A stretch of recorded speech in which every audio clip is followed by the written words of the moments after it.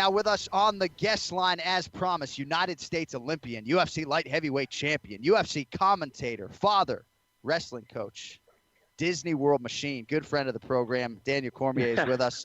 Champ, thanks for the time today, man. How's it going out there? I'm good, J.A. How you boys doing over there? We're good, man. I know you just saw Ken Flo recently. Dude, you are milking this final haircut before the fight, letting that lettuce go. I mean, we got to get the fresh cut fade for Embedded. They got to be invading your space pretty soon here. I got one today. I got a haircut this morning, man. I was looking rough. I was like, you know what?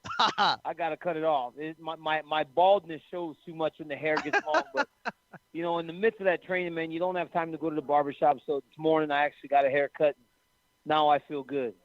Well, no, and you look good still, and Kenny was talking earlier about just how hard you're working, obviously, but I like the rugged look. I think it dovetails with the training camp. I think you should let the fro go going forward here. So Kenny obviously was with you recently, and I think it was pretty cool for me to see, certainly, and for a lot of mixed martial arts fans to see that collaboration. I know you've relied at times on his breakdowns in the past, so how did it come together from your standpoint that you finally got Florian in the building this time around? You know, man, I really value his opinion as an analyst, as a partner, and most importantly, as a friend, you know, and a guy that's experienced MMA at the highest level. So when Flo and I were talking before I fight, he gives me these great messages. A lot of times he gives me breakdowns. You know, before the Jones fight, Kenny told me the one thing that stuck with me more than anything, and I think it came a little too late. It was win the fight because you're better. Don't rely on trying to make this guy quit on himself. 25 minutes is not long enough to make him do that. If I wish I would have heard that 8 weeks prior, because then I would have known I can't just go out there and attempt to break this guy's spirit. 25 minutes is not enough time for a guy that believes in himself that much. But so this time we were talking, and as he was getting ready to send me the breakdown, I said, Flo, why don't you come up for a few days? There are some things I can take from you in the grappling. The guy's a third-degree black belt, and grappling with him last weekend, it really did remind me, and it showed itself more than ever, how talented and how knowledgeable he is on the ground. Oh, man. You see, he's just saying nice things. He's just lying. He's lying to you. DC was working his ass off, man. So it was awesome to see you working so hard, dude. I know you're motivated. But I got to ask you, DC, why didn't I get to stay in the house, man? I didn't get to stay in the compound, the Cormier compound. My house is just so full, man. I know you saw my team.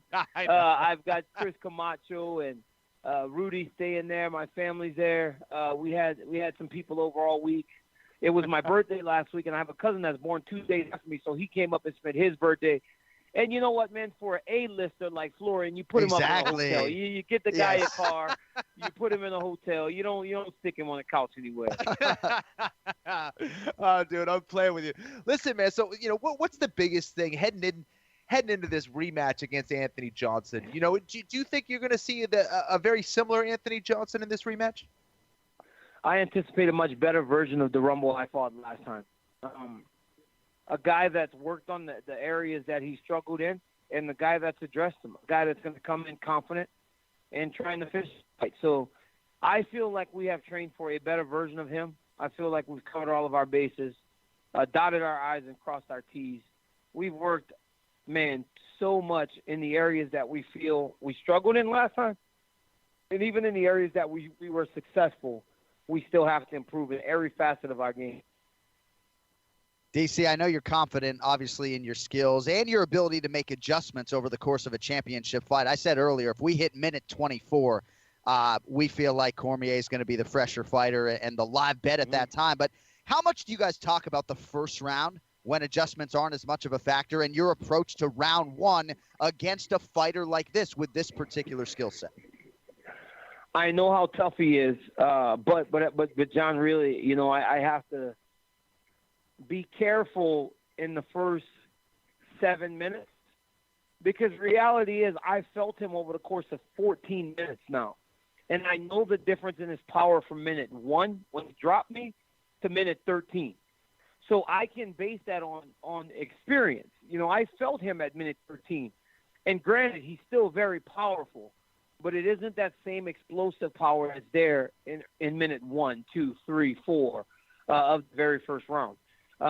So I've really taken into account the beginning of the fight, being very aware being ready to go from the start and making sure that I'm implementing my game plan from the first bell all the way until I finish the fight. Daniel Cormier with us defends his UFC light heavyweight title at UFC 210. That's the headliner, April 8th, Buffalo, New York, coming up here in about 11 days or so. So last title defense obviously was that epic clash with Alexander Gustafsson, October of 2015. I mean, your kids are a lot older now than they were the last time you were in that type of championship setting and fight. How has that dynamic changed for you as the kids have become, increasingly more aware of what's going on, the stakes and everything else? Man, this is one where they haven't paid much attention. They really pay attention sometimes, my son for sure. But this time he hasn't. The guy's busy. He's got wrestling. He's got baseball. So he's just really kind of worried about that stuff. But, he can tell when Dad's in training camp. He just tells me stuff like, Dad, you just have to keep the belt. You need to win the fight. Go win the fight, Dad, so that you can stay champion. I want you to always be champion. Stuff like that, and that's like touching. But it's also motivation. And my daughter, the other day I was scared of something, and she goes, "You're not scared, Dad. You're a fighter. You're not scared of anything, and you're Dad." So they're aware. They think you're a superhero because of what you do, and I love it. Well, you're one of the all-time great athletes that we've ever had in mixed martial arts. Your future's in the UFC Hall of Fame. But I saw your daughter hitting a T-ball or a softball, that video the other day. I mean, she might have more natural ability than Dad, I think, in a lot of respects. She is the most athletic one in our entire family, man. Yeah. She hits that ball. She hits from the coach every time. They never have to whip out the tee for her. In softball, the coach pitch or they hit off the tee. Right off the couch, man, she knocks the ball out into the middle of the game, and she starts prancing over to first base. We got to work on her running skills. So right now I have a son who barely makes contact with the ball but can run really fast. And my daughter always hits and doesn't really want to run. So I got to find a way to combine them so that they can become complete little baseball and softball players. Oh, you got to love those Olympic genes, though. All right, we'll get you out of here on this. So April 22nd, Ken Flo, Shaolin Ribeiro in Abu Dhabi. So I'm looking for an underdog line on the internet on Kenny Florian. I haven't found one out there, but Ken Flo's got a big name, DC. I'm thinking might be some value for us on Shaolin Ribeiro here as a slight favorite. What do you think? Let me tell you something, man. Shaolin comes out in this as a favorite. I got $15,000 on Kenny Florian. I'm going to get paid. I'm going to get paid. See that, my man. I'm going to get my money. And then we'll go back to UFC tonight. We're going to celebrate. There you go. We're going to celebrate me and Florian. All right, well, of course, before we get there, it's April 8th, man. All eyes on you, UFC 210. We were saying earlier, this is the biggest UFC fight of 2017. No added pressure, but we're excited to see a championship fight and this high-stakes fight, man. So finish strong, finish healthy, man. Thanks for breaking away for us for a few minutes today, bud. Go My get him, boys. champ. Love you guys, man. I'm glad you guys had me on. Let's go, boys. Let's go. There he 11 is. days Let's do it. later.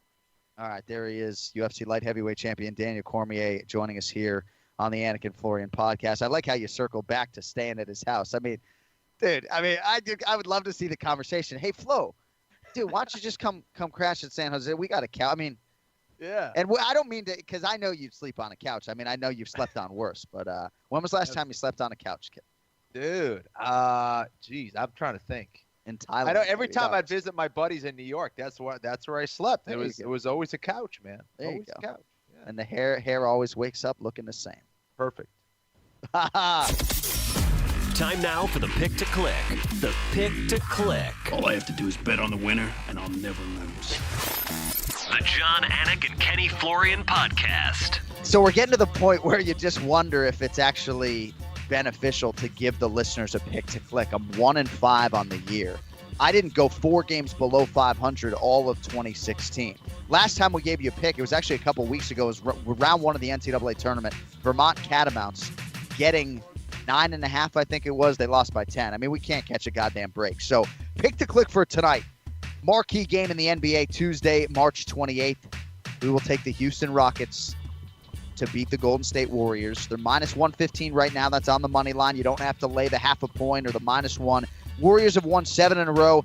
Rockets need to shoot the ball well. They got to shoot it well from 3. I think they will tonight. I think it's going to be a shootout, but I'll take the home team here in a big spot for both sides, obviously. But I think in particular for Houston, they had a pretty particularly bad effort home to Golden State earlier this year, and I don't think they replicate it. James Harden, let's get it done tonight. Let's get us to 2-5. That is your pick to click for Tuesday, March 28th. All right, that's a wrap for this week. Thank you to our great listeners across the United States and beyond. Thanks for your patience on a day late. Thanks to DC Daniel Cormier. Thanks to Ray Longo. Our producer is TJ DeSantis. Quick turnaround for us. We're back on Monday. Ken Flo doesn't know it yet, but he will have no fewer than eight picks for you